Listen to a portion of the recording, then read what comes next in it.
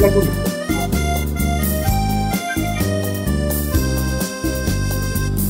Manopo iye anak Johol, manopo iye anak kopi, dapatkan samo anak air kuning, bawa bosamo anak gomonci.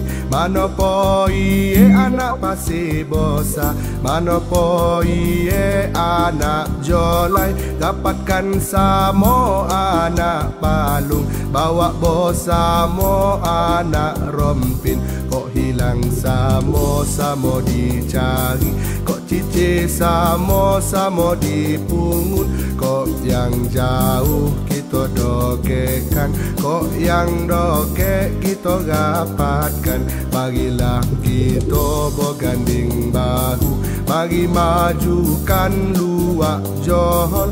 Kok bersatu kita kan togu, kok bocorai kita kan roboh. Mari kita muafakat, majukan Johor.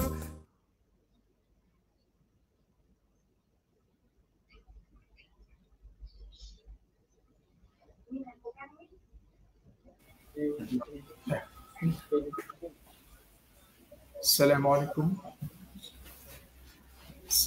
warahmatullahi wabarakatuh. Salam pepatih, salam bersih, muafakat, sejahtera. Alhamdulillah, pada hari ini, hari Khamis 5 Ogos 2021, bersamaan dengan 26 Zulhijjah 1142 Hijrah, jam 11 pagi, bertempat di Balai Undang Johor. Kita berkesempatan lagi bersiaran secara langsung melalui FB Prism Negeri. Saya, Dr. Kamarul Afifi bin Kosman, merupakan moderator pada hari ini, akan mengendalikan segmen Tahu Dek Nengok, Pandai Dek Buat, yang mana tajuk perbincangan kita pada hari ini adalah satu yang sangat menarik, iaitu adat benar luak Johor, apa sebenarnya. Jadi sebelum kita meneruskan sesi bual bicara kita pada hari ini, kepada pengikut FB Live Prism Negeri, sila like, mohon like and share untuk kita war-warkan sesi perkongsian ilmu kita pada hari ini. Jadi bersama-sama kita hari ini adalah dua orang tetamu yang tidak asing lagi apabila berkatakan tentang adat benar luak Johor, iaitu Yang Mulia Datuk Batin Alam bin Suhud dan yang berbahagia Datuk Abu Samah bin Mahat. Jadi sebelum kita lanjutkan perbincangan berkenaan dengan adat benar ini, saya ingin membacakan sedikitlah data kedua orang ahli panel kita hari ini, yang saya mulakan dengan biodata Datuk Batin Alam bin Suhud. Datuk Batin Alam bin Suhud ni merupakan batin adat, bukan batin KKK. Jadi beliau telah menyandang jawatan batin selama lebih 20 tahun di luar Johor ini. Jadi secara tradisinya Datuk Batin Alam adalah pemilik adat benar di luar Johor. Kalau dalam kata mudahnya, beliau adalah raja di Rimba, dan yang teramat mulia Datuk Undang itu adalah raja di luar. Jadi kedudukan batin ini telah dijelaskan dalam pepatah petitif Johor, yang mana berbunyi bukit yang tinggi, gorong yang dalam, sungai yang panjang, semua binatang di hutan, batin yang punya. Kemudian kampung yang banyak, sawah yang lebar, nyiuk, pinang yang berjejer, kerbau, lembu, kambing yang banyak, penghulu atau undang yang punya. Jadi kita lihat sini satu pernyataan yang jelas antara kawasan pentadbiran antara Datuk Batu dan Datuk Endang. Meskipun begitu, hubungan di antara Datuk Batu dan Datuk Endang ini begitu akrab, walaupun mempunyai kawasan jajahan yang berlainan dalam Luar Johor ini. Dan kita dapat melihat juga peranan Datuk Batin dalam sesetengah tempat atau istiadat adat pepatuh Luar Johor, yang mana misalnya dalam menggunakan kejadian seorang undang itu, Datuk Batin akan berperanan secara langsung dari saat pelantikan Jariah Mata Boneh, pelantikan kepada istiadat kerjaan. Kemudian biodata hari panel kedua, iaitu yang berbahagia Datuk Abdul Samad bin Mahad. Datuk Abdul Samad merupakan anak jati Luar Johor yang mana dibesarkan di dalam keluarga lingkungan adat, di mana keluarga tua belah Wan dan ibu beliau kebanyakannya mempunyai nama seperti Sumpit, Kentong, Nombut, Hilau, Tebau dan lain-lain. Jadi semasa kecil Datuk Abdul Samad ni banyak menyaksikan ritual-ritual yang diamalkan oleh keluarga beliau, yang mana ritual seperti membela kampung, dan juga ritual-ritual dalam sakit pening dan lain-lainnya lah. Jadi hal tersebut telah menimbulkan satu persoalan dalam diri beliau lah, mengenai asal usulnya, dan dari situlah mulanya pengembaraan yang berbeza Datuk Abdul Samad ni untuk mencari akarnya. Jadi dalam pencarian beliau itu, beliau menemui banyak jawapan dalam adat benar ni. Jadi Datuk Abdul Samad ni memahami adat benar ni bukan sahaja dari sudut pengkajian beliau, tapi juga dari sudut pengalaman beliau sejak daripada kecil lagi, di mana keluarga beliau terlibat secara langsung dalam pengamalan adat benar ni. Jadi saya rasa penonton sekalian tidak sabar sebenarnya nak mengetahui apakah sebenarnya isi perbincangan pada hari ini. Jadi sangat menarik sebenarnya bila kita menceritakan tentang adat di Negeri Sembilan ni. Biasanya orang akan faham Negeri Sembilan ni hanya dengan adat pepatih saja. Sebenarnya ada lagi satu adat yang sangat penting, khususnya di Luar Johor ni, iaitu adat benar ni. Jadi sebelum saya bertanyakan soalan kepada panel, saya jemputlah panel. Apa khabar Datuk Batin dengan Datuk Abdul Samad? Sihat pagi ni? Baik. Alhamdulillah sihat. Alhamdulillah pagi ni kita bersempatanlah untuk berkongsi dengan penonton. Ini ujung-ujung kalinya sebenarnya untuk kita berbicara tentang adat benar ni secara live di ruang lingkup pendengar atau di FB Live ni besar. Jadi sebelum ni Datuk Batin dikatakan banyak kali jugalah memberi ceramah berkenaan dengan adat benar, tapi ramai yang mendengar tu di kalangan masyarakat Johor sajalah. Hari ini satu Malaysia insya-Allah akan mengikuti siaran kita. Jadi persoalan pertama berkenaan dengan adat benar ni, mesti masyarakat khususnya orang di luar Negeri Sembilan tertanya-tanya lah sebenarnya apa yang dikatakan adat benar ni. Apa maksud adat benar, ciri adat benar, dan juga siapa yang mengamalkan adat benar. Jadi tiga jam satu ni soalan itu. Jadi mungkin Datuk Batin dulu kot boleh boleh mula memberi jawapan terhadap soalan yang pertama ni. Silakan Datuk. Terima kasih Tuan Moderator, Doktor. Yang sebenarnya adat benar ni dah lama wujud di Johor ni. Adat benar ni selalunya dari dulu-dulu dah diamalkan. Adat benar ni asalnya daripada masyarakat orang asli dalam ni lah. Orang asli dalam, kemudian adat ni sebenarnya bermula di rumah. Mendidik macam mana supaya keadaan rumah itu harmoni, keadaan rumah itu sejahtera. Jadi adat nak didik. Pertama sekali yang dalam adat benar yang dipentingkan ialah yang tua kita mesti hormati dari segi apa pun.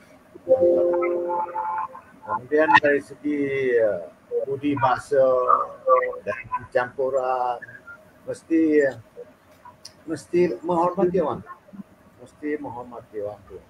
Jadi itulah dalam adab benar ni dia banyak melatih generasi-generasi masyarakat orang asli supaya menghormati orang tua. Orang tua mesti dihormati dari segi apa pun. Supaya bila orang tua dia telah dilantik dan sebagai ketua dan sebagainya, yang muda akan lebih hormat pada orang tua ni. Itu dia dalam adab benar ni. Benda tu dah wujud lama sebelum kedatangan British pun benda ni dah ada. Sebelum kedatangan Islam ke Johor pun ada benar ni. Dan dia amalkan jadi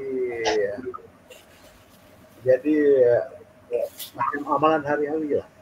Amalan hari-hari. Jadi dalam adab benar ni banyak kalau yang ada di situ.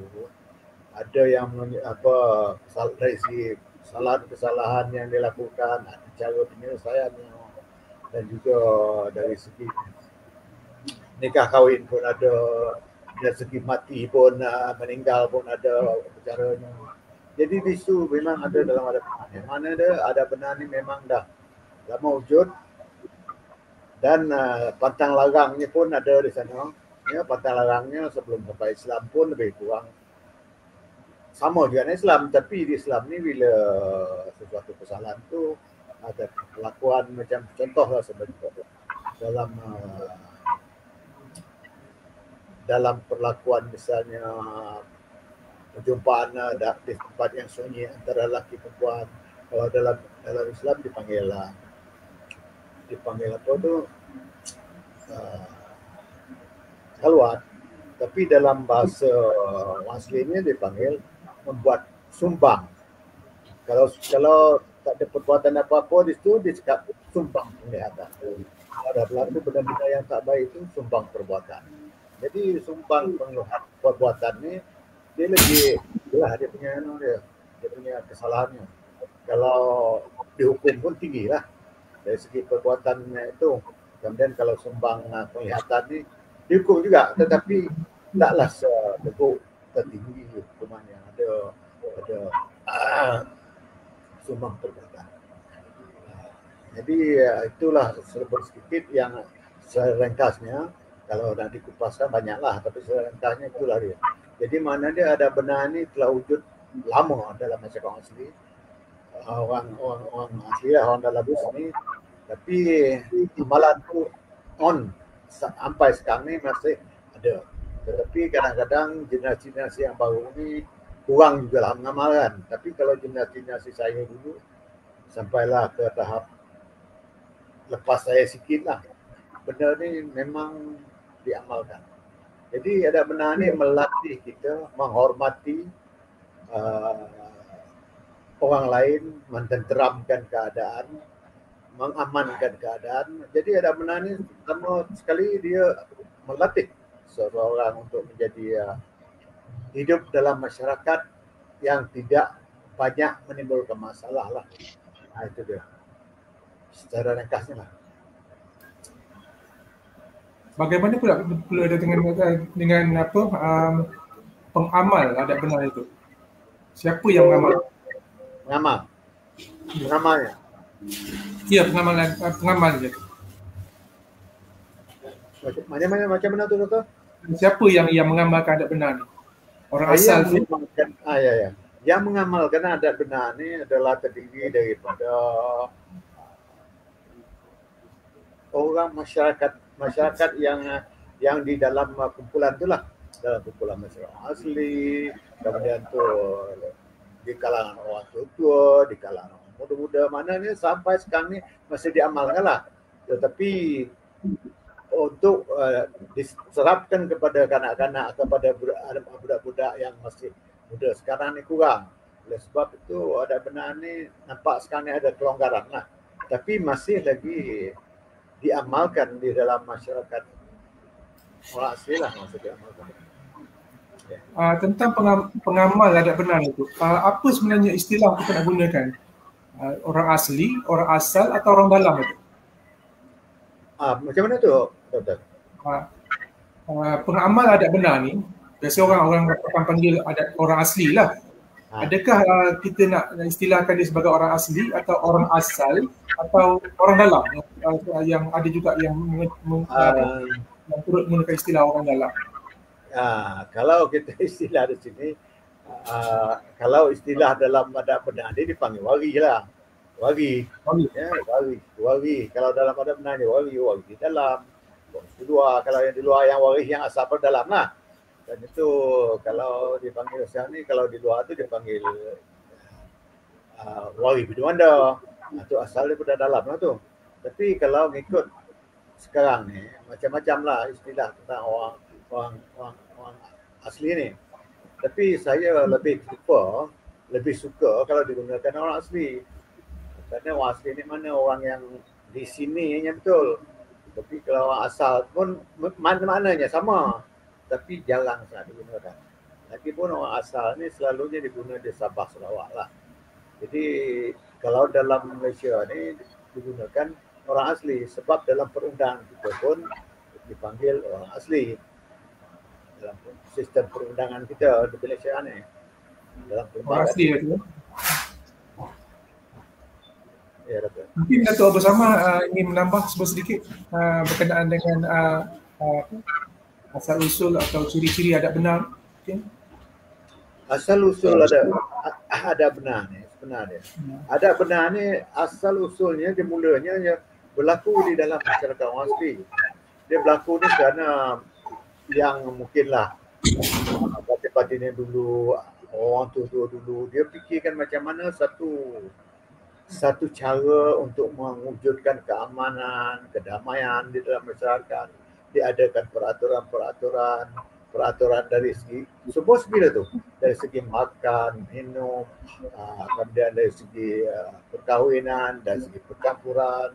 Jadi bila dah ada peraturan ni, dia ada pula kalau yang melanggar peraturan tu dia siap kesalahan-kesalahannya.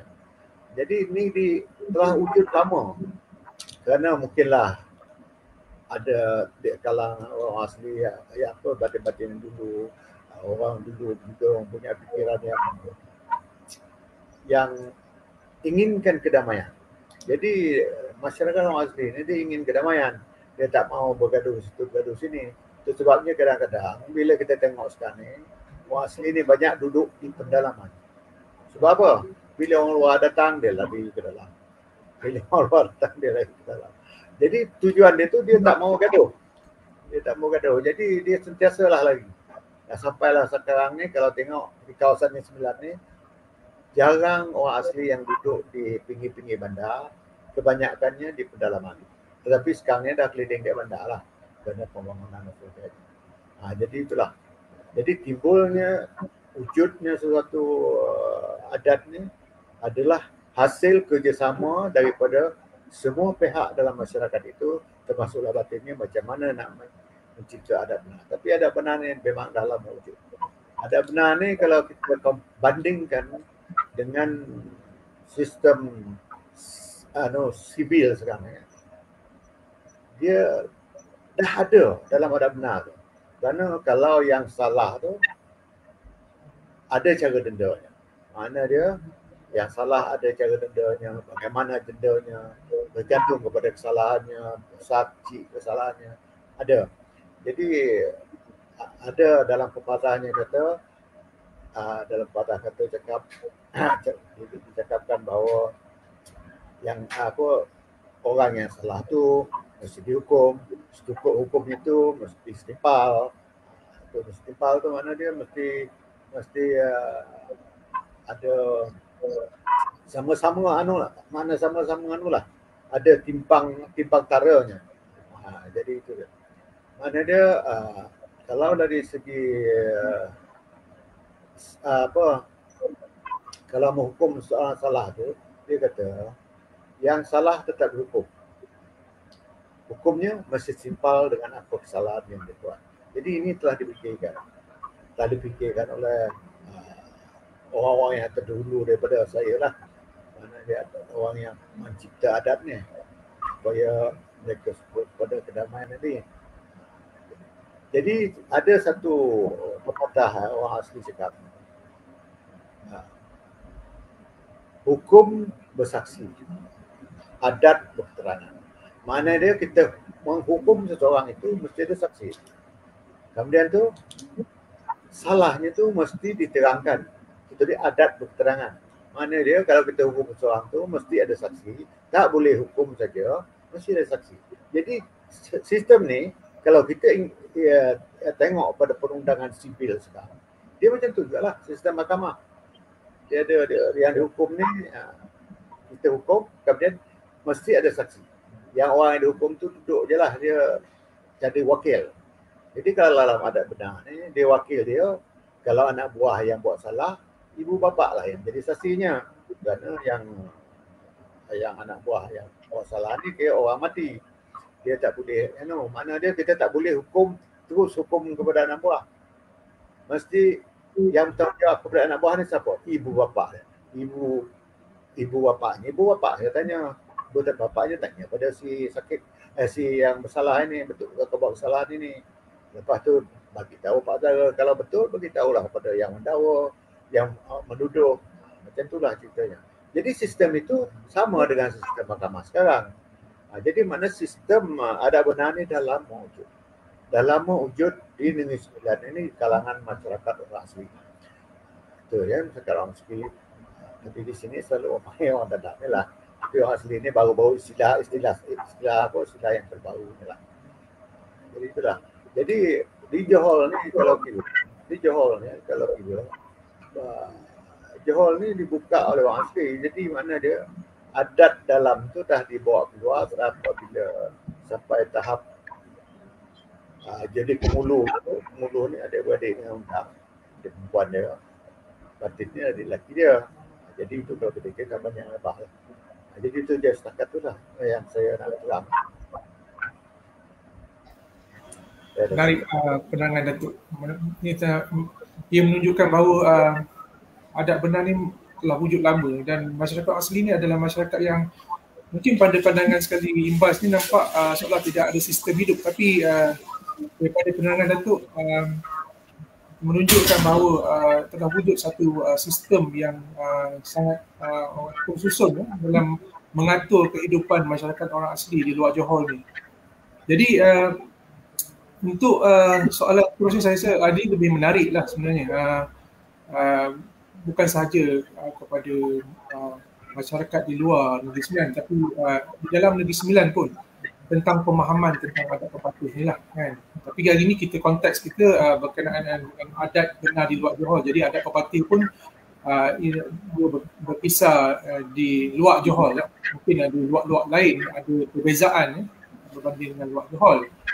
Jadi ada yang mengatakan bahawa adat benar ni dan adat pepatih di luar Johor ni saling berkaitan antara satu sama lain. Jadi mungkin soalan ini ditujukan dulu kepada Datuk Abdul Samad untuk menjelaskan berkaitan antara adat benar dan adat pepatih di luar Johor. Silakan Datuk. Bismillahirrahmanirrahim. Assalamualaikum warahmatullahi wabarakatuh. Apabila kita membincangkan adat pepatih di Johor ini, kita mesti meninjau jauh sebelum kedatangan perantau ke Johor ini. Johor ini asalnya diduduki oleh orang-orang asli. Orang asli yang menduduki Johor ini sebelum kedatangan perantau-perantau ini, sama ada mereka datang pada kurun yang ke-12, kita ke-13, ke-15, atau selepas jatuhnya Melaka atau perantau dari Skudai, Johor ini telah sedia ada diduduki oleh orang-orang asli ini. Orang-orang asli ini mempunyai kepercayaan dan sangat menghormati alam. Kerana waktu itu mereka tidak beragama. Mereka mengamalkan animisme, iaitu mempercayai kepada semangat, roh, dan semua yang hidup itu mempunyai semangat. Jadi terjadilah pemujaan kepada semangat-semangat ini dan roh-roh ini, dan orang asli ini sebenarnya membuat kanun hidup mereka berpandukan pada alam. Apa yang alam buat, itulah gurunya. Maka timbullah perkataan atau ungkapan alam terbentang dijadikan guru. Sebenarnya alam terbentang jadikan guru ini adalah kata-kata daripada orang asli ini, bukannya datangnya daripada perantau. Kerana orang asli ini melihat pada alam. Apa yang terjadi pada alam itu, itulah yang akan menjadi kanun hidupnya. Misalnya, ya, air yang mengalir mesti ada alurnya. Maka semua yang nak dibuat ini mestilah mengikut pada alurnya. Keluar pada alur itu bukannya boleh diterima oleh masyarakat orang asli.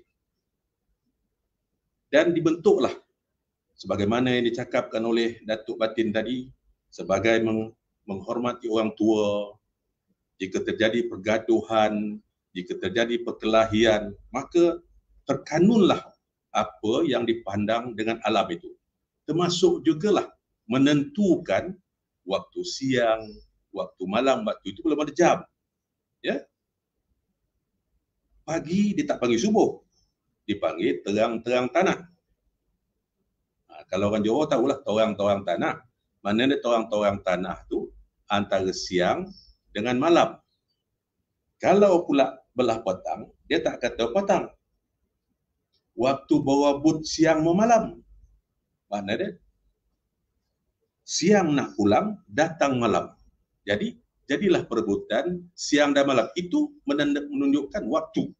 Waktu pagi torang-torang tanah, waktu tengah hari matahari tengah mencanak. Maknanya tengah hari batu-batu atas kepala. Itu nama dia. Dia ada waktu pagi, torang-torang tanah, waktu tengah hari mencanak, waktu berebut siang malam. Jadi macam mana pula nak menentukan pagi dengan petang ini? Kalau pagi, ada ayam yang berkokok. Tapi kalau malam, malusanya apa nak? Bila tak tibau melambung tinggi, tak tibau ni burung. Bila burung dah berkicau-kicau melambung-lambung tu, itu nak sonyo lah tu. Bila riang-riang dah mula bersuara, maknanya riang-riang, cengkerik dah bersuara. Itu bila unggih telah ada yang keluar, bila cangkuit dah mula nak keluar, bila berbirik dah pulang ke hantu gayo. Ini dia. Jadi mana dia? Perkataan-perkataan ini menunjukkan waktu. Ini dia. Mana dia? Orang asli itu berpandukan kepada alam. Maka dalam alam itulah, bila berpandukan pada alam inilah, terbentuknya kanun. Kanun kehidupan mereka, adat kehidupan mereka. Bagaimana nak menghormati orang tua? Menghormati orang tua sebagaimana yang dicakapkan oleh Datuk Batin tadi. Ada cara dia. Ada cara dia. Bagaimana nak menghormati orang tua? Ini termasuk dalam kanun adat. Dan kanun inilah yang diikuti sampai sekarang oleh kita yang beradat. Kita tidak meletakkan datuk-datuk penandang pusaka kita di tengah-tengah. Kalau duduk di tengah, dipanggil induk keladi. Mana kalau keladi, anak-anak berkeliling. Jadi, datuk adat ini nak dikenalkan duduk di setompet. Kalau dudukkan, belakangnya tidak dilalui. Depannya tidak dilangkahi, kiri kanannya tak ada orang duduk. Makna dia kena duduk. Kena ditunjukkan tompek tu duduk sini. Makna dia ada tompek bersandar. Dan depannya tidak boleh dilalu, tak boleh lalu lalang. Dan kiri kanannya tak boleh. Siapa-siapa boleh duduk. Jadi adat ini dipakai sehingga sekarang. Makna dia sekarang ni adalah adat istiadat dia, dipasang langit, dipasang itu dan pasang ini, tapi orang tua mesti ada tompek. Tompek belakang ni jangan dilalui. depannya jangan selajo di langkah-langkahan. Jadi apabila kita nak bercakap dengan orang tua ni, kita tidak boleh berdiri, tidak boleh sambung lelo, sambung saja. Jadi kalau kita nak menghadap orang tua ni, kita kena berensot.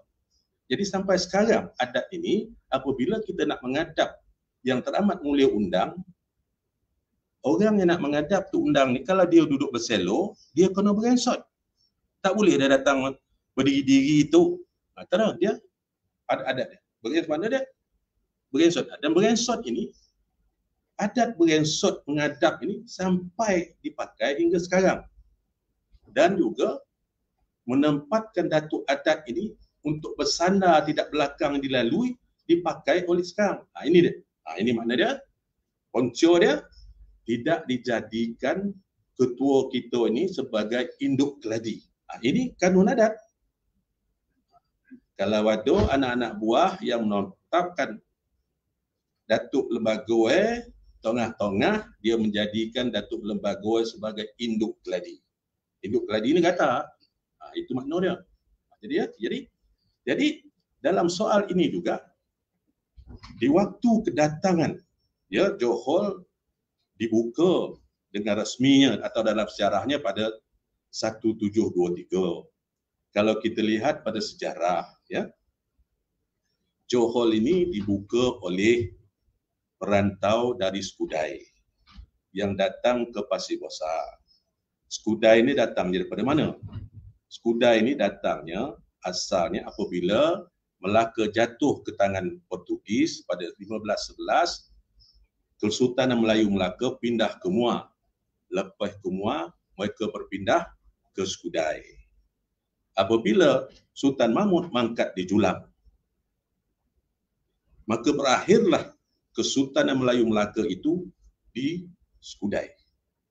Maka perantau-perantau yang sama mengikut Kesultanan Melayu Melaka ini mula mencari tempat masing-masing. Jadi perantau-perantau ini mudik naik ke atas balik sampai ke Pasir Besar dan sampailah ke Johor, iaitu 29 tahun selepas Sultan Mahmud mangkat di Julang, baru Johor dibuka setelah 80 tahun Belanda memerintah Melaka setelah mengambil alih daripada Portugis. Portugis 1511 dalam tahun 1641 bertukar ke tangan Belanda. Selepas Belanda memerintah Melaka selama 80 tahun, barulah Johor ditemui oleh perantau-perantau yang datang daripada Skudai, yang datang daripada Pasir Besar ini ke Johor. Maknanya, waktu itu Johor, Naning telah lama dibuka. Naning dibuka sebelum Portugis berada di Melaka. Jadi kerajaan Naning telah berada waktu itu. Dan kita mesti ingat, Rembau telah dibuka setelah 29 tahun Melaka jatuh ke tangan Portugis. Jadi maknanya Kesultanan di Negeri Sembilan ini bermula, yang mula sekali di Rembau. Maknanya Rembau tahun 29 tahun selepas Melaka, maknanya berapa jauh tu. Jadi makna dia Rembau dah dibuka, Daning dah dibuka lama, dan Melaka pula telah berada di tangan Belanda. Jadi makna dia, waktu tu siapa yang menghantar makanan kepada Melaka ni? Tentulah kawasan-kawasan sekeliling. Maka maknanya Johor waktu itu telah dibuka. Maka termaktublah dalam perjanjian antara orang asli dengan undang yang pertama, setiawan pertama, iaitu sawah yang lebar orang luar yang punya, untuk Hulu yang punya. Kelapa, Nio dan Pinang yang berjenjeng, makna orang luar yang punya. Sungai yang panjang, segala hasil hutan, Tok Batin yang punya. Jadi kalau kita tengok dalam perjanjian ini, sawah yang lebar, takkan dalam seminggu dua dia berada merantau daripada Padang Pasir Besar sampai ke Johor, sawah dah lebar. Makna dia Sawah dah ada, kampung dah ada, Neo dah ada, Pinang. Pinang memang waktu itu Pinang digunakan untuk diekspor, ya, untuk dikeluar. Maknanya Johor ini adalah pembekal kepada perniagaan di Melaka. Jadi siapa ketua waktu tu? Ketuanya adalah Tok Batin. Makna dia, Johor ditemui oleh perantau-perantau yang datang daripada Skudai dan juga daripada Pasir Besar ni. Johor dah ada sawah, Neo dah ada, kampung dah lebar. Jadi siapa yang ada waktu tu?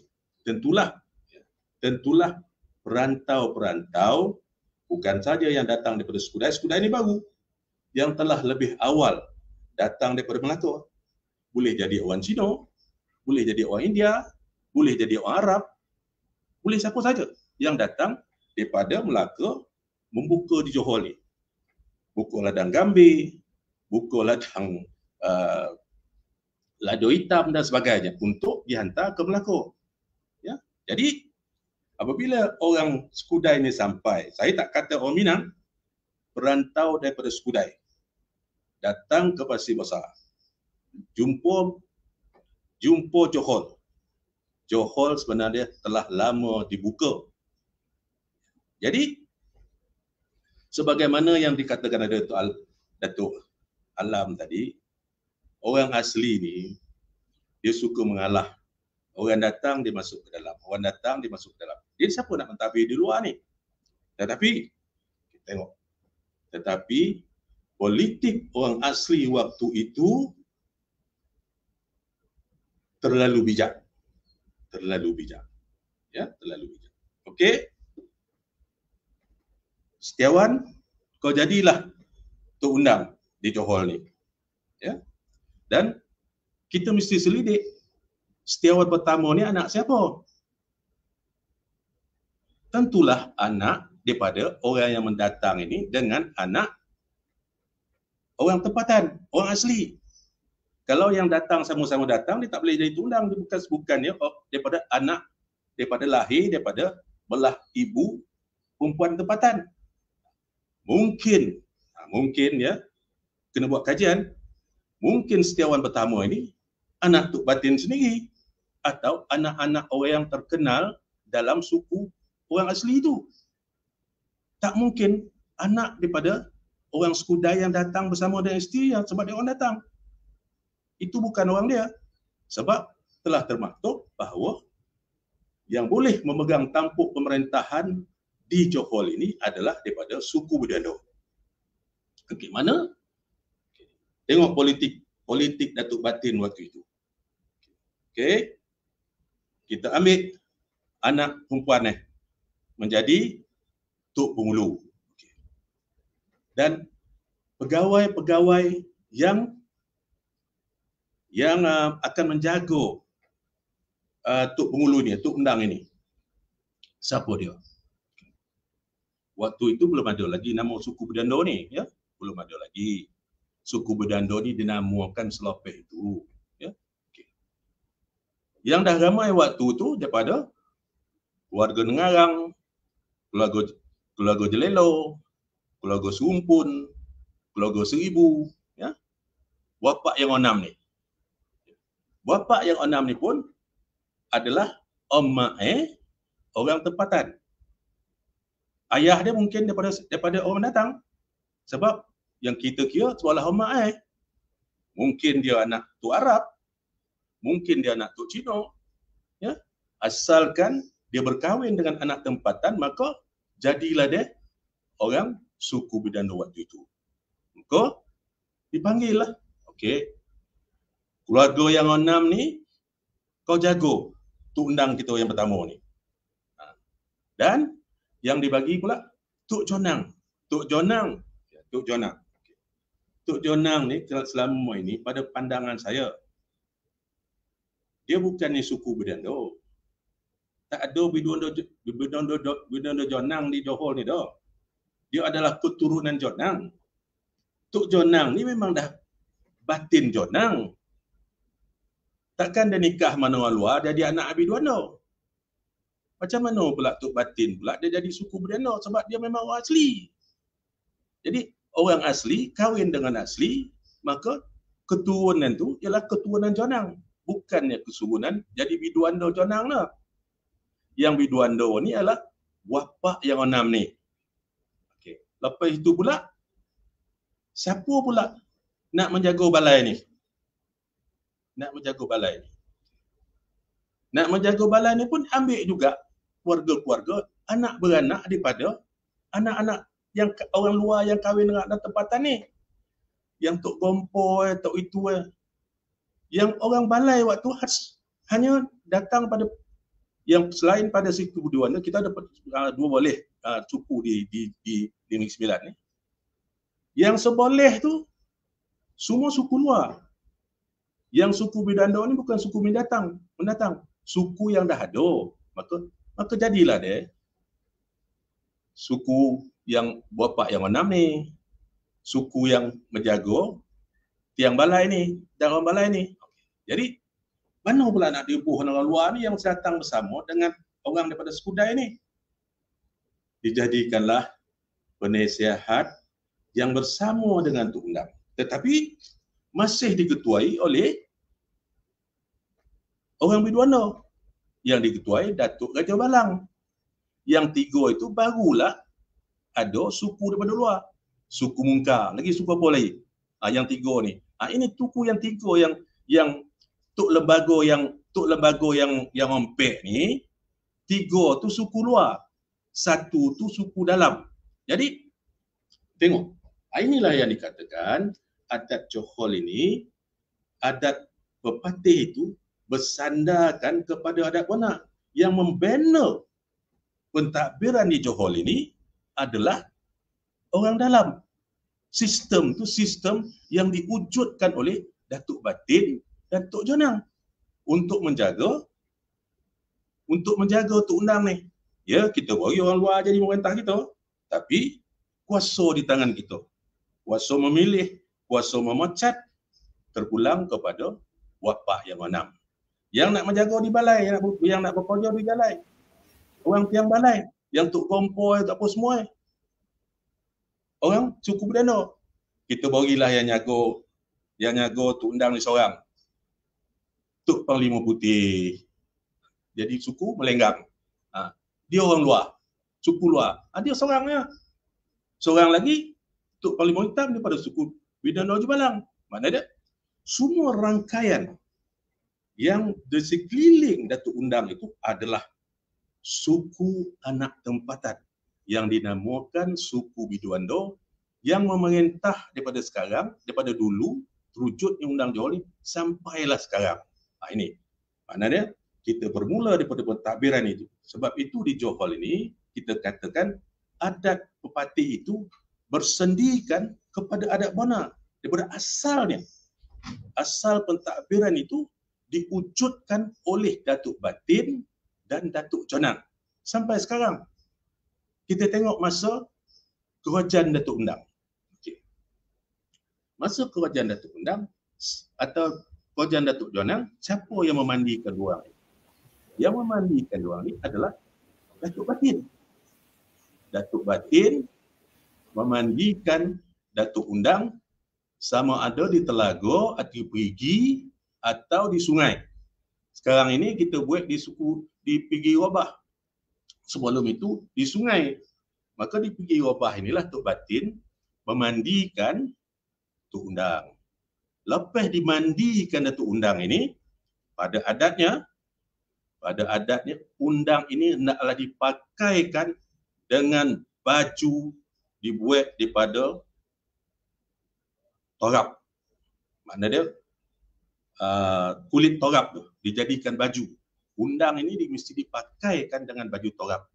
Tetapi oleh kerana kedatangan Islam, baju torap ini digantikan dengan baju biasalah. Bila dah dipakai baju, maka segala perjanjian dengan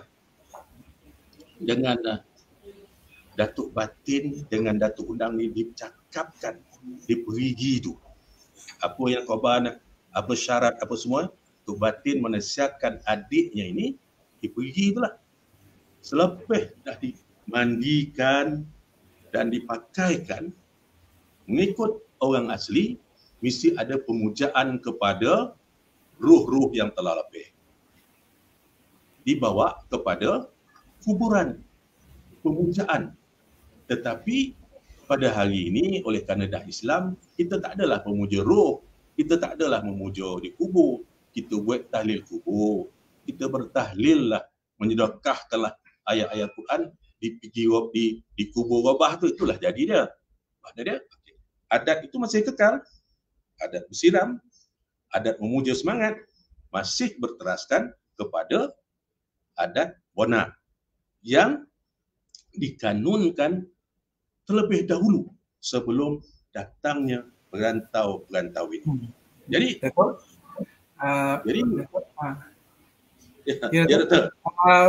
Mungkin Datuk boleh ulaskan dengan lebih lanjut bagaimana nilai Islam ini menjadi jabatan antara adat benar dan adat Minangkabau seterusnya dijenamakan semula menjadi adat pepatih di luar Johor ni. Jadi menarik Datuk penerangan tadi berkenaan dengan nilai Islam. Sebenarnya di Johor ni tak ada adat pepatih. Sebenarnya di Johor ini tidak ada adat pepatih. Kalau kita ikut apa yang terjadi daripada asal hingga sekarang di Johor ni, kita yang mandai-mandai nak mengaku adat pepatih ni. Orang Johor dia mandai-mandai mengaku adat pepatih. Kita di Johor ni mengamalkan adat bona. Tetapi adat bona itu telah diislamkan dengan kedatangan oleh perantau-perantau ni. Pertama, orang asli ni sebelum setiap tahun, sebelum nak ke sawah, sebelum dia nak berbunga, sebelum manggih nak berbunga, ya, kampung tu nak dibersihan, disemah dulu, dipuja dulu. Maka diadakanlah daripada hujung kampung, Tok Pawang membawa anak buah mengeliling kampung dan makna dia bawa lah hantu-hantu tu semua diilirkan ke sungai. Kalau di Johor ni diilirkan di Pulau Sungai, pertemuan antara sungai ini dengan Sungai Johor. Dihilirkanlah di situ. Ya. Tetapi apabila datang Islam, perkara ini tidak dibuat lagi. Makna telah bertentangan dengan syarak. Maka diubah. Pemujaan kampung ini yang mengikut jalan-jalan ini tidak dilakukan pemujaan lagi. Diadakan ratib jalan. Ya. Kalau dulu Tok Pawang yang mengetuai, ratib jalan ini diketuai oleh Tok Imam atau Tok Bila. Maka sepanjang jalan itu berselawatlah kita, beratiblah kita. Maka bila tiba sampai rumah tepi jalan tu, adalah orang-orang rumah akan mengeluarkan kuih, kita makan nasi sikit. Tapi sekarang tidak dibuat lain. Tapi kalau dulu ada ratib jalan ni, di Johor, di Nuri, semua ada ratib jalan ni. Ya? Ini nak menggantikan dulu pemujaan kepada kampung ni. Lepas itu, apabila buah dah menjadi, sawah dah padi, ada pemujaan boreh baru. Ya, boreh baru. Dipuja. Maknanya bersyukurlah orang asli ni. Kita puja semangat. Kita naikkan balik semangat boreh ni. Sekarang kita tak buat lagi kalau ada sawah mungkin. Tak buat lagi semangat boreh ni. Kita buat kenuri boreh baru. Kita jadikan kenuri boreh baru. Ya, ini dia. Makna dia, semua yang ada ni, kita Islamkan. Makna dia, apabila di Johor ni, kita tengok bertentangan betul syarak, betul adat, tak ada masalah. Tapi kalau betul syarat bertentangan dengan adat, kita jadikan betulkan dengan syarak. Betul adat, salah syarak, kita ikutkan syarak dengan syarak. Mana dia syarak dengan syarak tu selagi. Tak ada lagi yang dua-dua ni bertentangan. Kita tengok pada perkahwinan suku. suku sama suku tak boleh kahwin kalau mengikut adat itu. Okay. Jadi bagaimana nak membolehkan suku dengan suku ni? Maka syarat, kalau ikut syarat, suku sama suku boleh kahwin. Dia bukannya itu air semayang dah batal dah. Tapi apabila nak membetulkan benda ni, maka dia adakan adat berkadin. Ada cari jalan keluar. Okay? Jadi kalau keluar. Salah seorang daripada suku tu mesti masuk kepada suku yang lain. Mana dia? Jalan keluar dia. Kita jadikan adat berkadim. Maka kalau dulunya adat berkadim ni, mana dia dalam masyarakat asli pun ada adat berkadim ni. Mana dia? Tetapi waktu itu kalau berkadim ni mestilah bercampur darah. Darah orang suku ni dengan yang nak berkadim tu dengan darah yang dia berkadim tu, darah tu dicucuk sikit, dimasukkan dalam batik, maka dicampurkan darah. Cocah darah nama ya, cocah darah. Tetapi oleh kerana Islam mana pula boleh pula darah sama darah ni dah. Ya. Maka disepakatan kita gantilah dengan inci bersyarat dalam batik kita buat inci merah. Cucuklah dalam adat. Cucukkan tangan dalam tu mana itulah dia kita cocah darah. Tak cocah darah ni dah jadi cocah inci nama ya. Itu dia.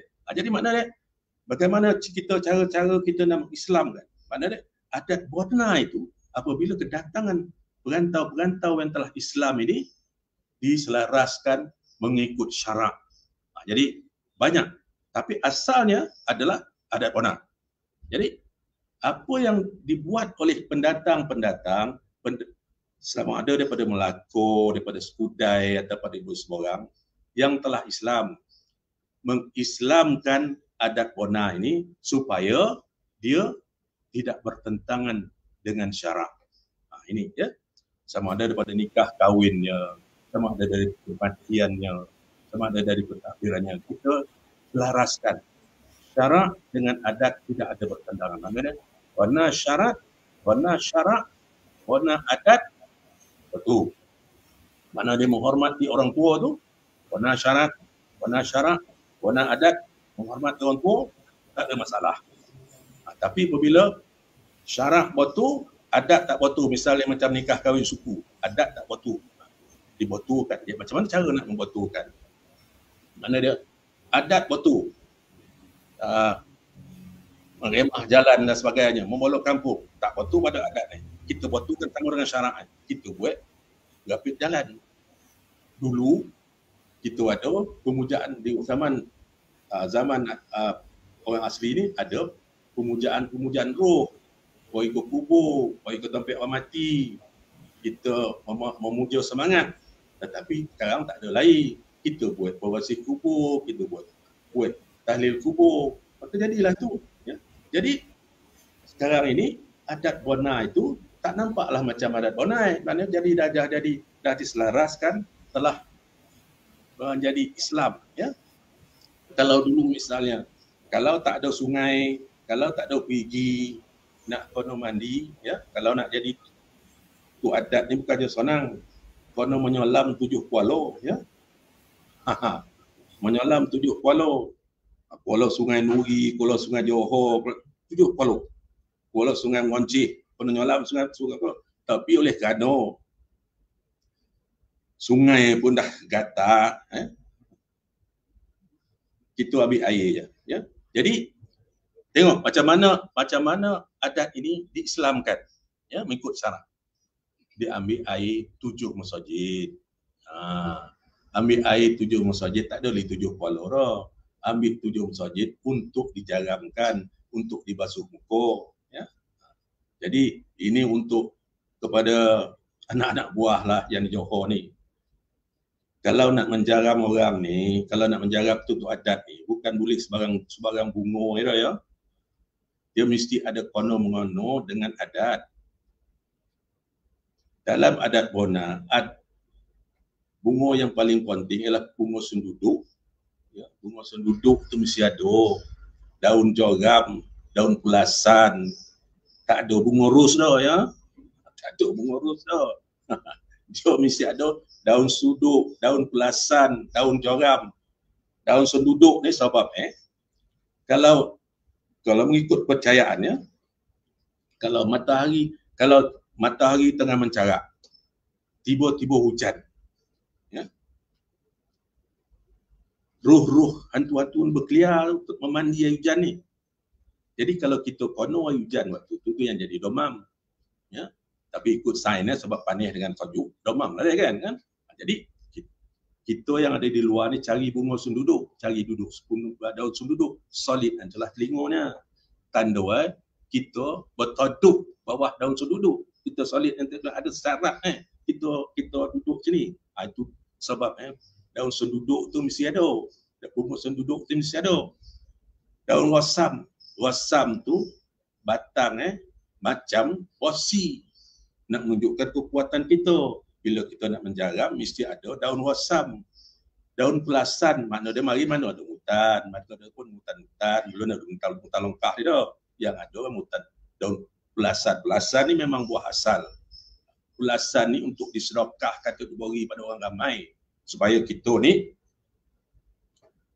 bermurah hati, memberi semua ni. Jadi itulah ni. Maknanya ada daun-daun cukupkan 9 atau 7 daun ni mesti ada dalam tu. Jangan pula besok ada bunga orchid, ada bunga ros, bunga malu, tak ada dia tu dah. Ya? Tak ada dari jauh garam dah. Itu tak adat tu dah. Ya? Jadi itu.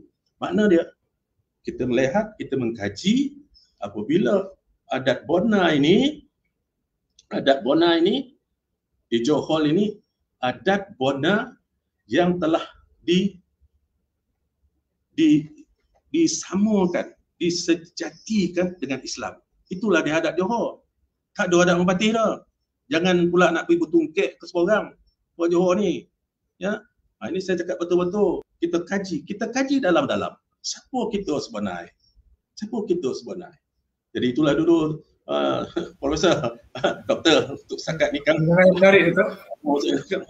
Ya. Mungkin ada yang setuju, ada tak setuju Datuk ni. Ni satu perbincangan yang menarik juga ni. Adat kita ni, adat di Johor ni adat pepatih ke adat benar ya Datuk. Tapi walaupun bagaimanapun mungkin lebih kepada istilah lah kan. Apa yang dikenal oleh masyarakat pada ketika ini yang diislamkan itu sebagai adat pepatih. Tapi hakikatnya itu teras itu adalah adat benar. Jadi mungkin boleh diperdebatkan lagi atau dibincangkan lagi dengan lebih lanjut untuk sesi-sesi akan datang. Jadi soalan saya untuk ditujukan pada Datuk Batin, ya. Ini satu yang menarik kalau kita melihat kepada istiadat pelantikan pemimpin utama di luar Johor, contohnya istiadat Kerjaan yang telah makbul yang terbaru, istiadat Kerjaan yang mulia Datuk Jenang, yang mana kita melihat adanya Datuk Batin sebagai seorang tokoh yang diletakkan di hadapan untuk menyempurnakan istiadat Kerjaan tu, khususnya dalam istiadat memandikan atau bersiram. Jadi kita nak tahu jugalah bagaimana hubung kait khususnya Batin dengan yang teramat mulia Datuk Undang. Apa yang difahami adalah Batin kalau ikut pangkat Batin ni abang dan Datuk yang teramat mulia itu sebagai adik dalam sistem adat yang dikenali sebagai adat pepatih lah, yang kalau tapi itu bersama kata adat benar tu. Tapi macam mana sebenarnya hubungan itu terbentuk pertama, dan bagaimana peranan Batin dalam pelantikan atau kejadian seorang Datuk Undang itu. Mungkin saya silakan Batin untuk berceritalah dari sudut sejarah dan juga dan semasa di Puan kaitan hubungan antara Batin dan juga pemimpin khususnya Datuk Undang dan juga Datuk Jenang. Silakan. Terima kasih. Sebenarnya kalau ikut sejarah cerita asal, Batin adalah abang daripada Datuk Penghulu dulu lah. Sekarang ni dipanggil yang Datuk Undang. Kalau ikut sejarahnya, batin dengan Penghulu dulu adik-beradik. Adik-beradik bukan adik-beradik yang adik-beradik mak sebapak. Tapi dalam proses dia jadi penghulu ni ada ceritanya lah. Ada ceritanya begini. Satu hari bila pihak istana menyuruh mencari orang yang membuat perkara yang tak baik lah. Kalau cerita perkara yang tak baik, lepas tu cari orang ni lari suruhlah cari dengan orang asli sampai jumpa lah. Sampai jumpa, bila dah jumpa, magnet tukar. Yang laki-lakinya bertukar menjadi keris, yang perempuannya bertukar menjadi tombak. Jadi itulah tu. Yang jadi keris ni laki, yang jadi tombak ni perempuan. Bila tombak perempuan ni dia ada berambu, tombak terbetul. Ada setengah panggil tongkeng berambu, tombak berambu. Asalnya kalau ikut cerita dongengnya, bukan cerita dongeng lah. Kalau ikut cerita asalnya, dia ni asalnya orang berubah menjadi benda-benda yang keris, ada tombak. Jadi bila tahap nak serahkan benda tu kepada raja yang mengatakan orang ni dah jumpa, maka macam mana? Jadi terpaksalah serah. Jadi serahkanlah. Yang abang tadi pegang keris, yang adiknya tadi peganglah tongkeng tukar berambu tadi. Jadi serahlah pada raja. Jadi raja diserah pada raja. Tongkat berambu tadi dikabarkan kepada raja, diberitahu kepada raja dan tukar menjadi tongkat berambu. Jadi itulah tu, diserahlah dengan bersama-sama dengan keris tadi, serahkan kepada raja. Bila raja kata okey, dia terima itu, dia terima, tak apalah, dia kata kalau itu saya terima. Jadi apa saya nak hadiah pada kau ni, dia kata.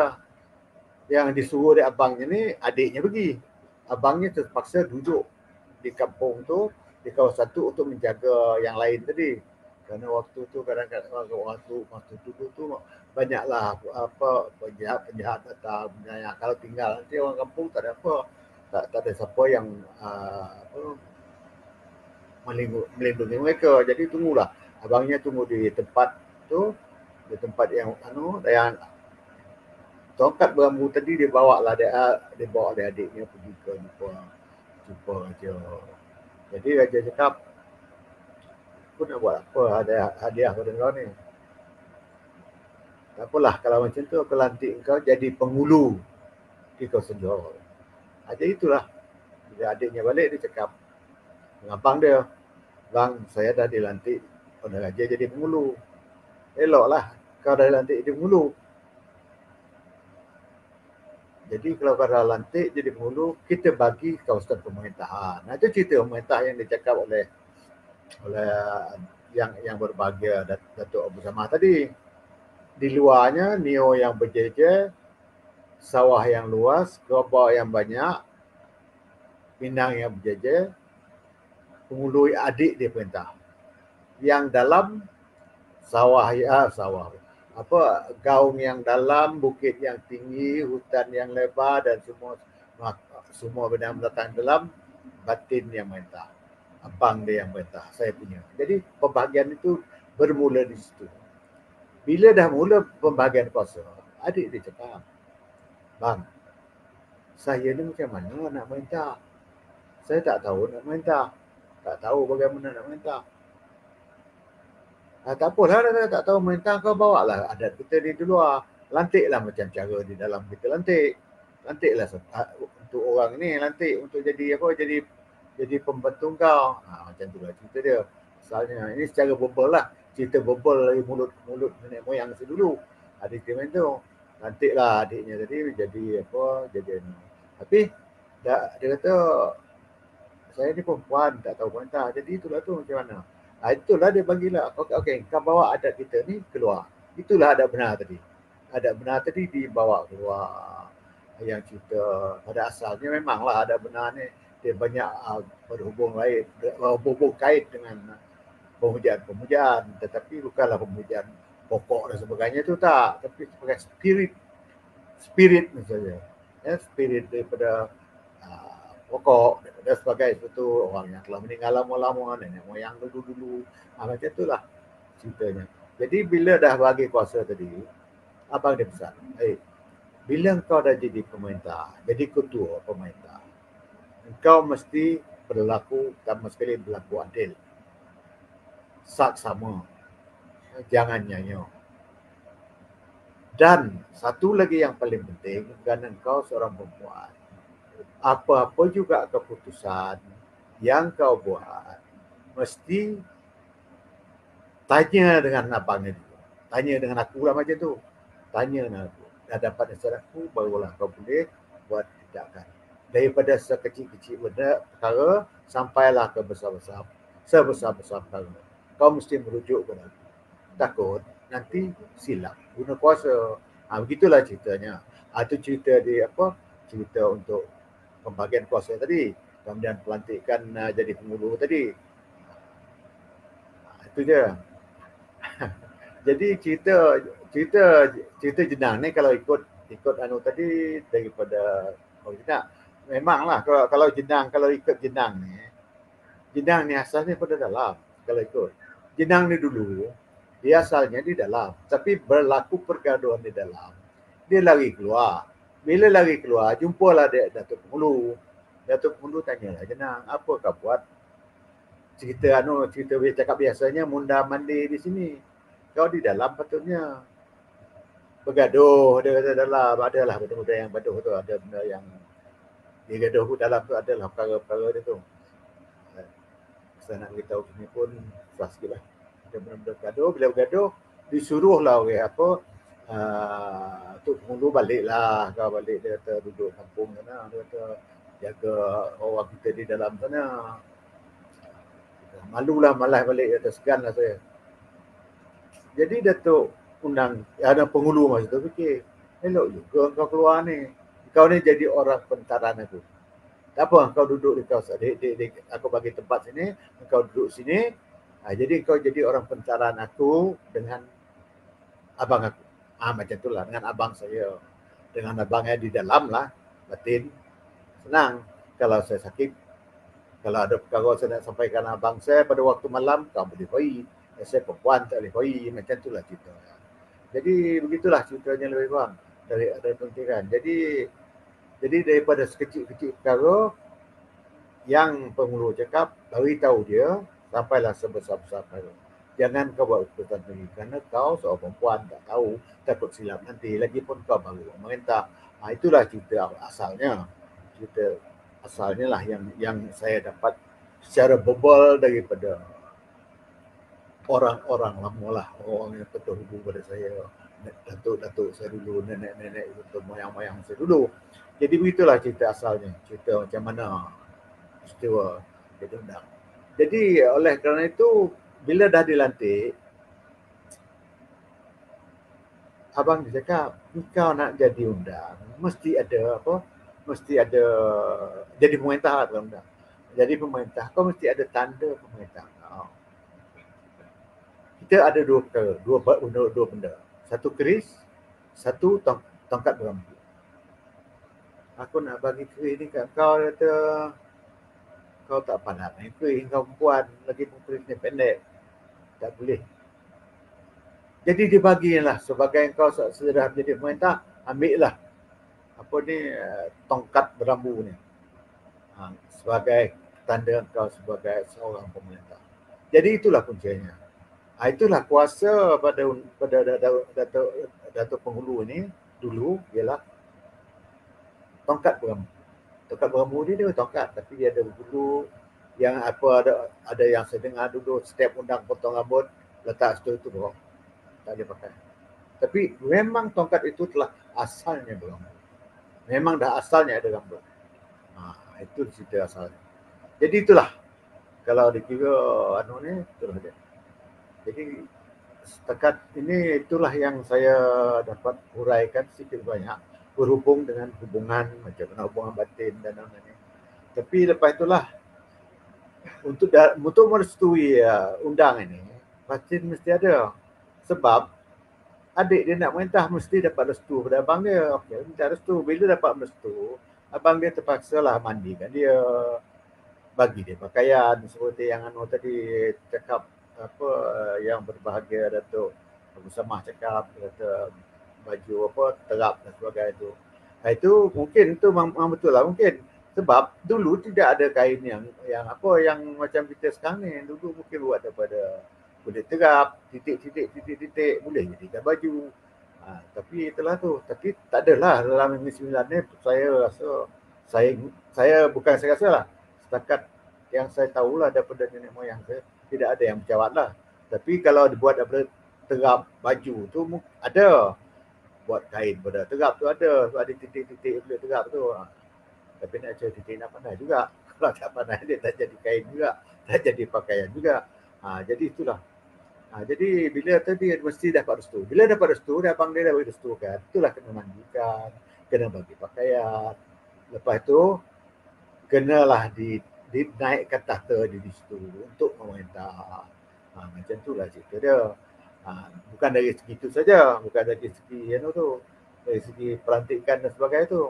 Kalau ikut yang lama dulu, cerita orang dulu, kalau tidak ada batin mengesahkan pelantikan Datuk Undang ni, tak sah.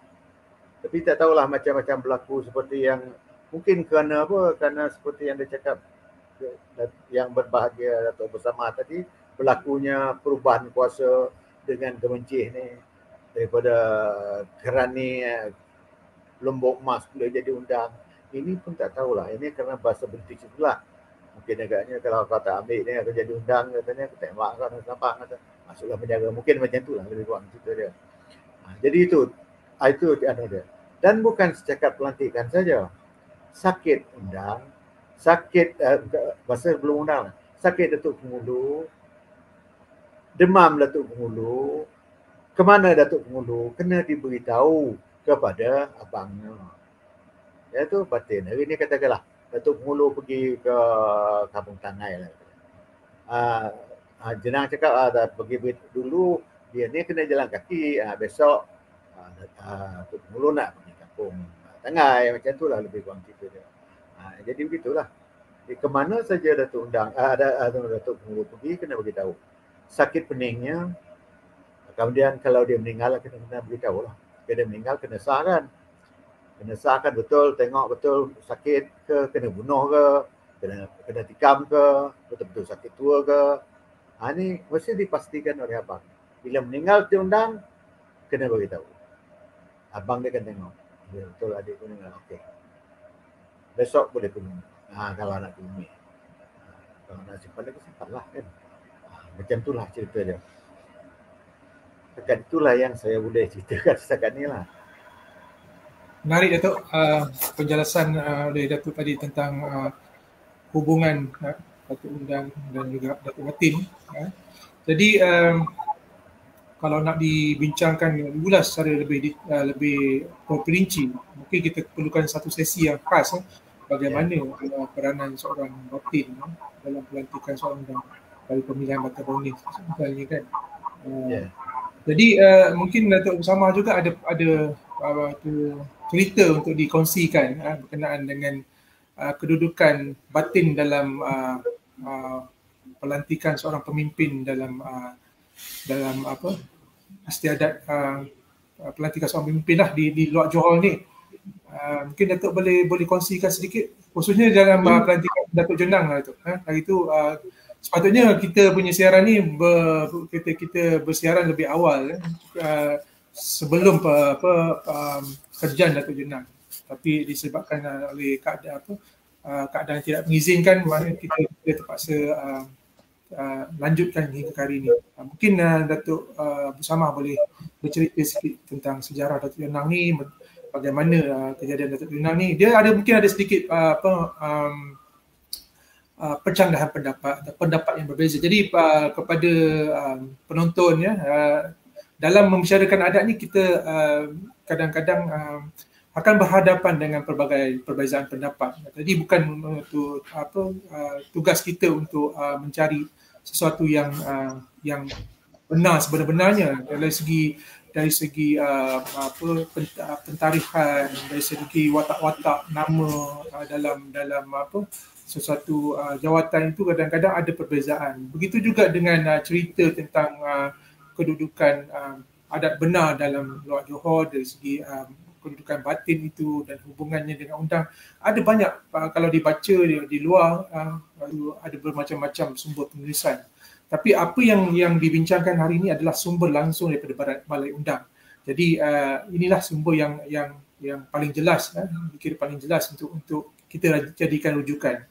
Jadi mungkin Datuk Abu Samah ada cerita untuk dikongsikan berkenaan dengan ya Doktor. Sebenarnya pertalian Datuk Batin Datuk Undang ini bagaikan isi dalam buku. Makna dia pelantikan yang terhormat mulia Datuk Undang mesti pada asalnya mesti dipersetujui oleh Datuk Undang setelah dipersembahkan oleh Datuk Jenang kepada Datuk Batin. Ya. Ini kita ekori sejarah ya. Ini yang telah dicatatkan yang ditulis oleh pihak British berlakunya pertukaran ini. Sebab bila kita tengok apa yang dicatatkan oleh orang Inggeris ini, dia lebih mementingkan untuk kegunaan dia daripada kegunaan masyarakat tempatan ya. Sebelum pemerintahan yang terhormat mulia Undang Eto ya, pelantikan Datuk Undang mestilah dipersetujui oleh Datuk Batin. Setelah dipilih, didapatkan boneh daripada Bapa Yang Manam, telah dimusyawarahkan dengan Datuk Jonang. Datuk Jonang persembahkan kepada Datuk Batin. Beritahu Datuk Batin, setuju ke tak setuju? Kalau Datuk Batin kata tak setuju, cari orang lain. Ya. Ini sebelum Datuk Eto. Pemerintahan Datuk Eto pun dipersetujui oleh Datuk Batin. Tetapi pada pemerintahan Datuk Eto berlaku pertukaran yang amat ketara dalam pemilihan Undang Luar Johor. Ya. Ini kerana terjadinya peristiwa iaitu dalam pemerintahan Datuk Eto ini British telah berkuasa di Kuala Pilah. Ya. British telah berkuasa di Negeri Sembilan. Datuk Eto memerintah selama 60 tahun. Lama tu. Ya. Jadi pada pemerintahan Datuk Eto berlaku waktu itu Johor dengan Gemencih, mana dia ada lumbung omeh di Gemencih. Ya. Datuk Undang Johor mengarahkan atau menitahkan iaitu Datuk Muda untuk menjaga omeh di Mencih. Ya, omeh di Mencih. Dan waktu itu Datuk Muda inilah yang akan mewarisi pemerintahan kalau sekiranya terjadi apa-apa berlaku pada undang. Tetapi apa yang terjadi, Datuk yang diarahkan untuk menjaga omeh di Mencih ni, dia bukan omeh yang jaga habis semua dijaga ya. Bila habis semua dijaga, menjadi kemarahan orang Mencih ya. Waktu ini lumbung omeh ni orang Cina dah, yang melumbung ni yang jaga orang Melayu ya, orang inilah. Tapi kebanyakan bekerja di lumbung ni orang Cina dan orang-orang yang didatangkan oleh Melaka ya. Terjadi perkara ni. Oleh sebab semua dijaga jadi menjadi kemarahan orang Mencih. Ya. Orang Mencih pun menghadap kepada yang terhormat mulia Undang kelakuan Datuk muda ni, ya, maka dijatuhkanlah hukuman atau hukuman. Oleh kerana kesalahan yang dilakukan tidak boleh dimaafkan, ya, maka dijatuhkan hukum bunuh, ya, dijatuhkan hukum bunuh. Tetapi datuk ni kebal, tak dapat apa nak bunuh dah, ya, ya. Dan atas desakan British mesti dihukum juga datuk muda ini, ya.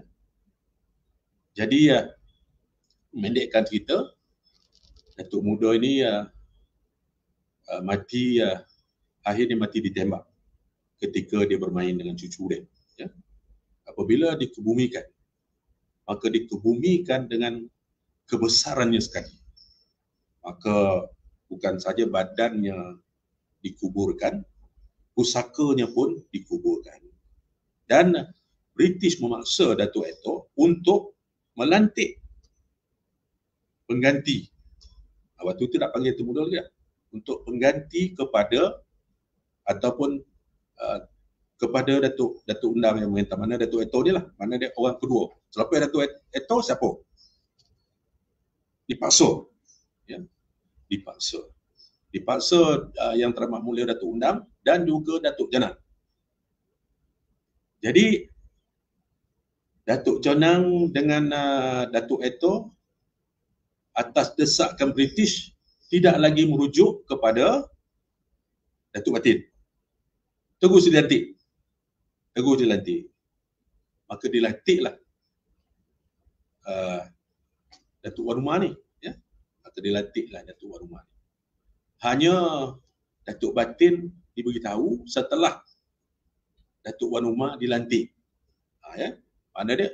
Maka daripada situlah, daripada peristiwa itulah Datuk Batin ini ditinggalkan. Sekarang ini makna dia apabila pelantikan Datuk Undang, Datuk Batin hanya diberitahu, tidak lagi mempunyai kata putus. Kata putus diserahkan bulat-bulat kepada bapa yang enam dan Datuk Janang. Itu mana dia? Maksud itu berlaku pertelingkahan yang amat sangat, dan British mengambil kesempatan waktu itu untuk masuk dalam pentadbiran undang Johor. Jadi daripada situlah bermulanya peristiwa apabila pelantikan Datuk Undang, hanya Datuk Batin diperkabarkan, ya. Mana dia kalau setuju tak setuju, mana dia bukan pergi lagi menghadap untuk minta persetujuan, hanya mengabarkan inilah yang kami cadangkan sebagai yang teramat mulia Datuk Undang ataupun yang termulia Datuk Undang lah, ya. Okay. Tapi adat untuk memandikan, memakaikan dan sebagainya masih lagi disandang oleh, mana ada kebesaran adat masih lagi disandang oleh Datuk Batin. Jadi mana dia untuk memandikan, untuk semua perkara pelantikan, kewajiban Datuk Undang, Datuk Janang dan sebagainya masih lagi dilaksanakan oleh Datuk Batin, dan Datuk Batin tidak boleh ditinggalkan perkara ini. Kalau ditinggalkan perkara ini, maka tidak ada adat istiadat itu. Ini kena ambil faham. Makna dia, walaupun pelantikan hanya dibagi tahu atau diberi kabar, tetapi perjalanan adat istiadatnya, kalau tanpa Datuk Undang, maka perjalanan kalau tanpa Datuk Batin, perjalanan adat istiadat itu tidak boleh dilaksanakan tanpa adanya Datuk Batin. Ini kita mesti faham betul-betul ni, ya. Kita faham betul. Dan pada pelantikan Datuk Janang pun begitu juga. Datuk Janang pun begitu juga, ya.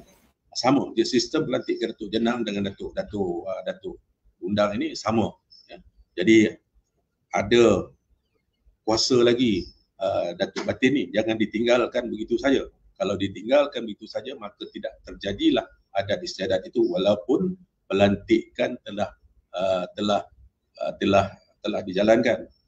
Itulah yang dapat saya kupas setelah meneliti apa yang dicatatkan oleh dalam catatan-catatan oleh orang-orang Inggeris ini. Itu Dr. Ya. Ya, betul. Demikian para penonton, kita dapat melihat daripada penerangan tadi betapa besarnya sebenarnya peranan Datuk Batin tu dalam adat di luar Johor ini. Walaupun adat di luar itu tidak melibatkan batin secara khusus, tapi batin masih lagi mempunyai peranan yang besar untuk dalam pelaksanaan adat, khususnya melibatkan yang termakmula Datuk Undang dan juga Datuk Jenang. Jadi diam tak diam kita dah sampai ke penghujung sebenarnya. Sebelum kita tutup sesi kita ini, ada satu lagi soalan kepada Datuk Batin dan Datuk Abu Samah. Sebenarnya ringkas saja soalan dia. Berkenaan dengan orang muda sekarang ni melihat adat ini kadang-kadang tak penting dalam hidup mereka lah, kan. Dia dah berlaku agak lama juga, kan. Ditambah pula dengan keadaan sekarang ni, cabaran di zaman moden yang mana adat dilihat sebagai satu yang hanya sebagai pakaian, bukan pakaian hari-hari lah, pakaian di waktu-waktu tertentu saja. Jadi apa pendapat Datuk Batin dan Datuk Abu Samah berkenaan dengan keadaan ini? Kenapa generasi muda sekarang perlu faham adat ni? Apakah implikasinya kalau mereka tak faham adat di masa hadapan? Mungkin Datuk Batin boleh jawab dulu kot. Datuk Batin pun ada kongsi sebelum ni, ada juga isu-isu berkenaan dengan generasi muda yang dah melihat adat ni sebagai satu yang tak penting dan tak faham adat dan sebagainya. Silakan Datuk. Okay. Jadi berhubung dengan adat ni pada pandangan orang muda sekarang, bahawa adat ni anggap perkara tu tak penting. Walhal adat ini adalah satu cara kita mendidik diri kita untuk menjadi seorang yang hormat pada orang lain. Hidup kita jadi ada tata tertib, ada cara hidup yang sempurna lah. Di samping yang beragama tu satulah. Yang tak beragama ni, adab itu penting. Sebab dari segi adat ni, dia boleh mendisiplinkan diri. Boleh menghormati orang lain. Boleh menghormati orang tua, orang muda, dan dapat kita dalam adat ni, sebab dalam adat ni semua ada tahap-tahap cara menghormati, cara kita bergaul. Jadi di sini pentingnya orang muda ni tahu, tapi sekarang ni orang muda kadang-kadang anggap adat ni tak penting. Sebab kadang-kadang orang muda sekarang ni dia banyak terpengaruh dengan budaya-budaya barat.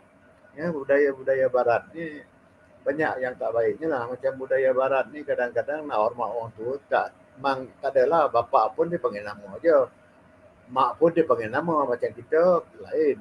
Jadi dalam adat ni itulah sistemnya. Mak kita macam mana kita nak hormat mak kita, datuk kita, adik-adik kita ada. Tetapi dalam barat dia tak ada. Itu sebabnya sekarang dalam masyarakat kita pun sekarang ni dah terikut-ikut cara budaya barat.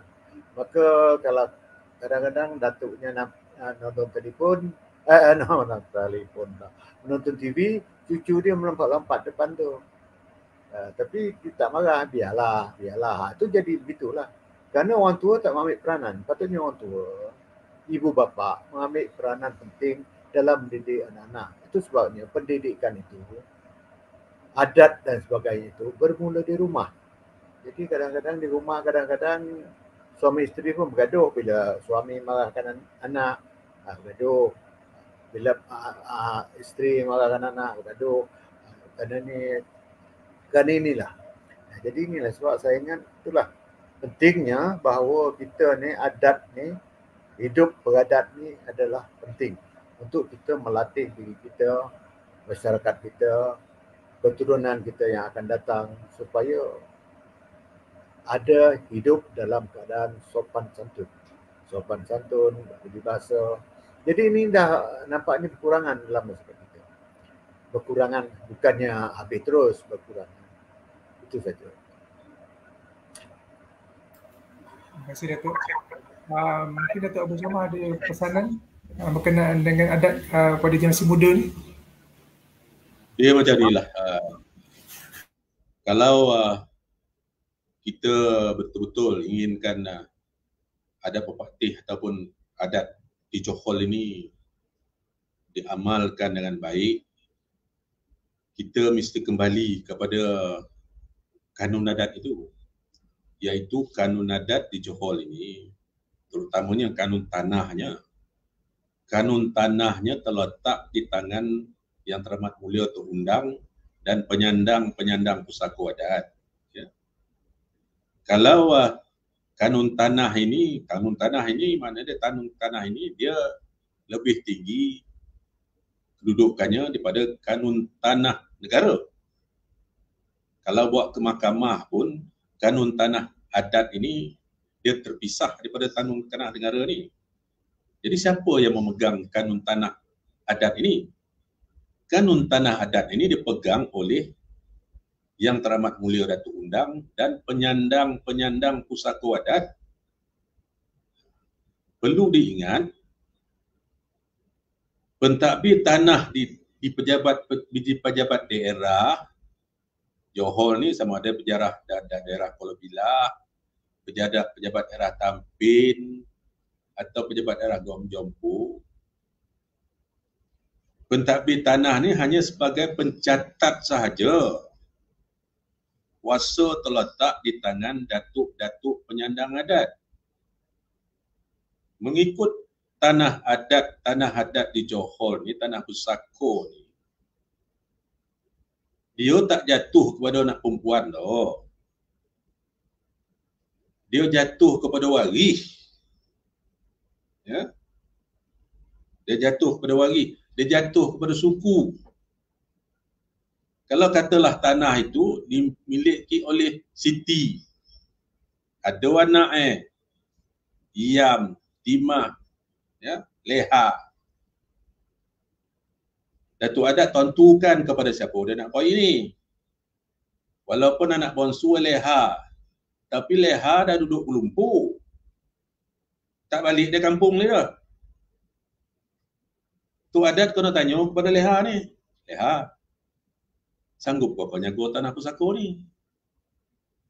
Kau sanggup? Saya sebagai tu adat, saya turun nama ni pada tanah ni pada nama kau. Kau tak, saya bagi pada akak kau ni. Tanya pula akak, sanggup ke tak? Kau tiga-tiga tak sanggup, pulang kepada waris. Belum tak tunggu sampai tak ada anak perempuan jatuh pada waris dah. Yang menentukan adalah datuk pusaka, datuk penyandang pusaka. Jadi kalau bondo ni dijalankan, tak ada tanah terbiar di Johor ni dah. Tak ada tanah terbiar di Johor ni dah. Sebab kuasa tanah di tangan lelaki. Yang menjaga tanah ni perempuan. Perempuan yang punya kuasa tangan lelaki. Jadi kalau lelaki dapat menentukan, okey, kita tengok datuk-datuk adat keliling kampung. Tengok tanah mana tanah yang terbiar. Oi tanya, siapa jaga tanah ni? Dia ni, apa tak dijaga lah? Panggil yang pek mondo lah. Tak dapat jaga, dia dah duduk Lumpur, dia dah Penang, tak balik dia. Dia tahu bila diam gugur dia balik. Kan? Tanggungjawab datuk pusaka penyandang tanah pusaka ni bertanya kepada yang tuan tanah ni, kau tak jaga tanah ni,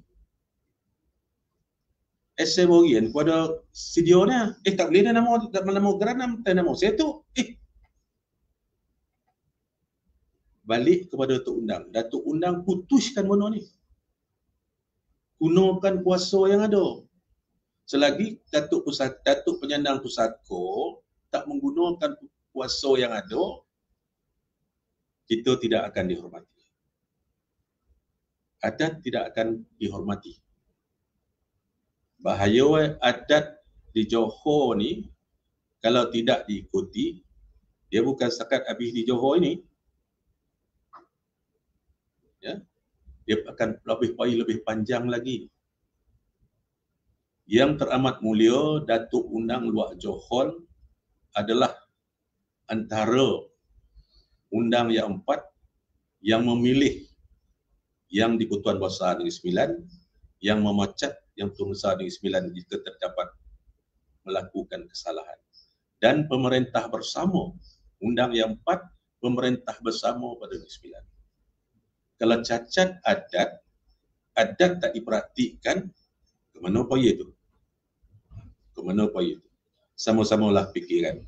Jadi terpulanglah anak-anak muda, nakkan adat ini berjalan waktu, sepulangkan balik kepada datuk-datuk penyandang pusaka adat. Kok datuk penyandang pusaka adat, kau cakap tadi ya, minta maaf. Kalau datuk penyandang adat menjalankan kojo tahu dia tentang adat, maka anak muda akan menghormati adat ini. Silap salah saya mohon maaf. Assalamualaikum warahmatullahi wabarakatuh. Terima kasih Datuk. Terima kasih Datuk. Satu pesanan yang sangat berguna sebenarnya kepada orang muda daripada Datuk Batin dan Datuk Abu Samah.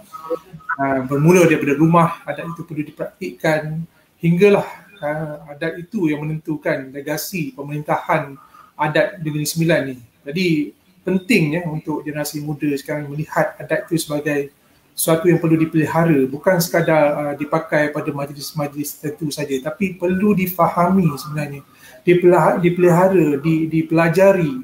Ya, kalau tengok orang dulu-dulu, pernah saya bersembang dengan datuk-datuk adat yang tua, mereka mengatakan bahawa setiap malam sewaktu mereka masih kanak-kanak lagi, duduk bersama-sama datuk adat, belajar adat dengan cara macam seorang macam perawi lah kan, mendengar satu persatu penerangan adat, dan itu yang dipraktikkan apabila mereka menjawat jawatan sebagai datuk-datuk adat. Jadi mereka bukan sahaja menjawat jawatan, tapi mereka adalah penyandang pusaka yang memahami adat. Jadi penting terutama kepada bakal-bakal penyandang pusaka untuk memahami adat yang kita warisi ini. Jadi nampaknya masa kita telah pun sampai ke penghujung. Jadi saya percaya bahawa penonton-penonton FB Museum Negeri sangat teruja dengan perbincangan yang kita adakan pada hari ini, dan sebenarnya banyak lagi isu-isu yang kita akan bincangkan itu di masa-masa akan datang berkenaan dengan adat Penar ni. Jadi kepada hari ini tak ada sesi soal jawab. Jadi kepada penonton yang ingin mencadangkan tajuk yang sesuai untuk diudarakan pada masa hadapan, boleh komen, tinggalkan komen anda dan cadangkan idea-idea anda berkenaan dengan tajuk-tajuk yang mungkin akan dibincangkan pada masa hadapan. Jadi sebelum saya mengakhiri sesi pada hari ini, saya ingin mengucapkan jutaan terima kasih kepada Kerajaan Negeri Sembilan di bawah pimpinan Menteri Besar Negeri Sembilan yang telah menyalurkan dana dalam memperkasakan adat pepatih di Negeri Sembilan ini. Ucapan terima kasih juga kepada Esko Kebudayaan, Kesenian dan Adat Istiadat Melayu Negeri Sembilan yang sentiasa memberi sokongan dalam melestarikan adat pepatih di Negeri Sembilan. Tidak lupa juga ucapan jutaan terima kasih kepada Yang Teramat Mulia Datuk Undang Luak Johor, Datuk Johan Pahlawan dan Perkasa Setiawan, Datuk Haji Muhammad bin Haji Abdullah, yang sebenarnya mengikuti secara langsung perbincangan kita pada hari ini bersama dengan Datuk-Datuk Adat, Datuk Baginda dan Datuk-Datuk Adat yang lain mengikut SOP yang telah ditetapkan oleh MKN. Jadi sentiasalah kita menyokong dan memertabatkan adat pepatih di Negeri Sembilan ini agar ianya terus subur, bukan sahaja untuk hari esok tapi untuk selama-lamanya, agar anak cucu kita memahami sebenarnya hakikat kewujudan adat. Adat ini adalah bukan sebuah bentuk ritual sebenarnya. Dia lebih kepada undang-undang. Sebelum wujudnya undang-undang Islam, sebelum wujudnya undang-undang civil yang ada sekarang, adat inilah yang menjadi panduan hidup datuk nenek moyang kita dahulu. Jadi ucapan terima kasih juga kepada ahli panel jemputan pada hari ini yang pada saya sangat memberi perkongsian ilmu yang dibawa oleh ahli panel kita sangat menakjubkan, dan diharapkan sudi kalau dijemput pada sesi-sesi yang akan datang untuk berkongsi tentang pengalaman, pengetahuan tentang adat benar ini. Jadi seterusnya ucapan terima kasih dan tahniah sebenarnya kepada pihak lembaga Museum Negeri Sembilan yang sentiasa aktif dalam menyalurkan maklumat. Saya difahamkan sesi hari ini merupakan sesi yang ke-40 FB Live yang dipancarkan. Jadi satu yang hebat telah dilaksanakan oleh Museum Negeri Sembilan yang bukan sahaja berperanan menunggu masyarakat datang ke museum, tapi Museum Negeri Sembilan membawa apa yang ada dalam museum itu dan dalam masyarakat tradisional di Negeri Sembilan ini kepada umum, bukan saja di Negeri Sembilan tapi di seluruh negara. Jadi sebelum saya akhiri sesi hari ini, kepada penonton yang belum mendaftarkan diri, boleh mendaftarkan diri melalui Google form yang telah disediakan, dan nanti selepas itu e-cert akan dihantar ke email anda. Jadi jangan lupa SOP yang telah ditetapkan, utamakan penjarakan fizikal, kita jaga kita, lindungi diri, lindungi keluarga dan masyarakat. Sekian, semoga berjumpa lagi di sesi-sesi yang akan datang yang lebih menarik. Dan terima kasih sekali lagi kepada para penonton yang setia mengikuti sesi perbincangan pada hari ini.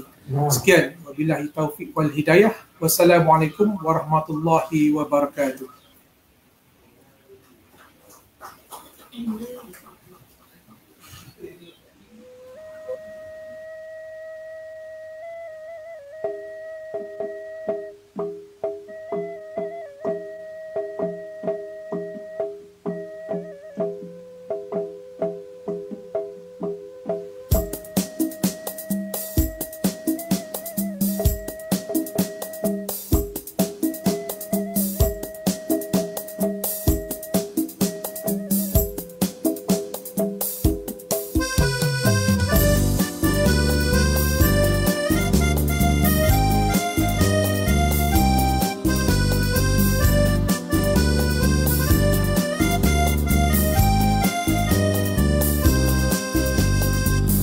Manopo iye anak Johol, manopo iye anak kopi, dapatkan samo anak air kuning, bawa bosamo anak gomonci.